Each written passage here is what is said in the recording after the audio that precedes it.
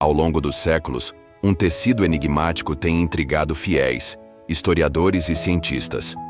Considerado por muitos como a testemunha silenciosa da paixão, o Santo Sudário de Turim transcende a história com sua aura de mistério e reverência.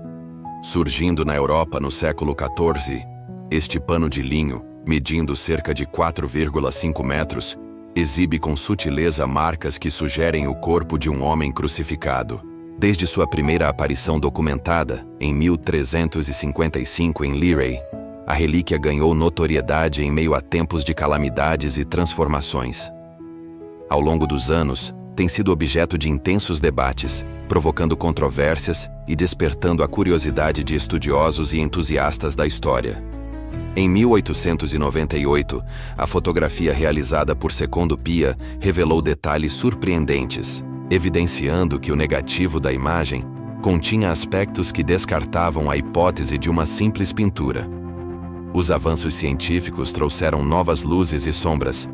Testes de datação por carbono 14 apontaram para uma origem entre 1260 e 1390 d.C., enquanto críticos sugerem que contaminações e eventos, como o incêndio de 1532, podem ter comprometido os resultados. Exames forenses detectaram substâncias como creatinina e ferritina, indicativos de traumas intensos, reforçando a ideia de que o sudário carrega as marcas do sofrimento humano. Tecnologias modernas, como a análise por raios-x aplicada em 2022, reavivaram a discussão, sugerindo que o tecido pode ter cerca de 2.000 anos, conforme tradições cristãs. Essa investigação não apenas aproxima a fé da ciência, mas também convida a uma reflexão profunda sobre a interseção entre o místico e o empírico. Quando pensamos na face de Jesus, muitas imagens vêm à nossa mente. Algumas pinturas mostram olhos azuis, pele clara, cabelos compridos e delicados. Mas sabemos que essas representações nasceram de culturas diferentes e não de uma descrição fiel dos evangelhos. A verdade é que ninguém sabe exatamente como era o rosto de Jesus. E talvez isso seja justamente o ponto. Não importa a forma exata de seus traços, mas o que essa face nos transmite. O rosto de Cristo foi um rosto comum, como o de tantos homens simples do seu tempo. Mas esse mesmo rosto se tornou sagrado, porque nele se refletiu toda a dor, todo o amor e toda a esperança da humanidade. O rosto que sorriu nas bodas de Caná, o rosto que chorou por Lázaro, o rosto que transpirou sangue no Getsêmani, o rosto que foi ferido, desfigurado e coroado de espinhos. E é por isso que tantas pessoas se sentem tocadas quando olham para o Santo Sudário ou para o véu de Verônica. Não são apenas imagens antigas, são lembranças vivas de um Deus que se deixou marcar pela dor para estar perto de nós.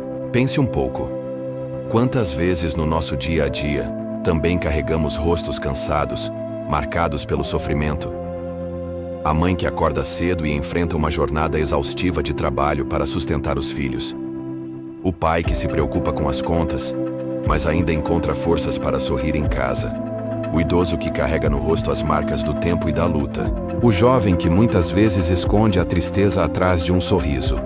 Em todos esses rostos, se olharmos com atenção, podemos ver um reflexo da sagrada face, porque Jesus continua presente no sofrimento humano, mas também na esperança silenciosa que resiste. O Papa João Paulo II dizia que os atos de reparação à Santa Face eram como permanecer aos pés das infinitas cruzes em que Cristo continua sendo crucificado. E ele tinha razão. Basta olhar ao redor. O rosto do Cristo sofredor está no morador de rua que pede um prato de comida. Está na criança que chora sozinha. Está no doente que aguarda uma visita, uma palavra de consolo. Mas o rosto de Cristo não é só dor. Ele também brilha na alegria da partilha, no abraço que consola, no perdão que liberta. Ele aparece quando alguém escolhe amar, mesmo quando seria mais fácil virar as costas.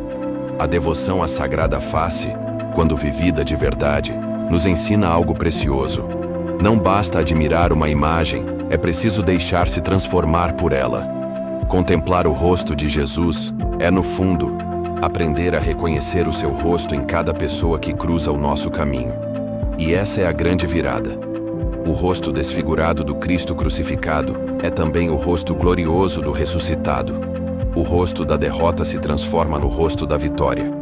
E essa vitória é também para nós. Talvez hoje você esteja carregando suas próprias marcas, sua própria cruz. Talvez seu rosto esteja cansado, abatido, sofrido.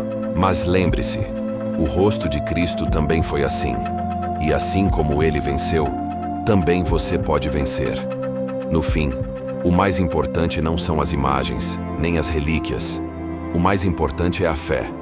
Uma fé que nos leva a superar a dor, a encontrar forças onde parece não haver saída, a acreditar que a vida pode ser renovada. A sagrada face de Jesus é mais do que um retrato. É um convite. Um convite a enxergar além da dor, a acreditar na redenção, a se renovar em Cristo.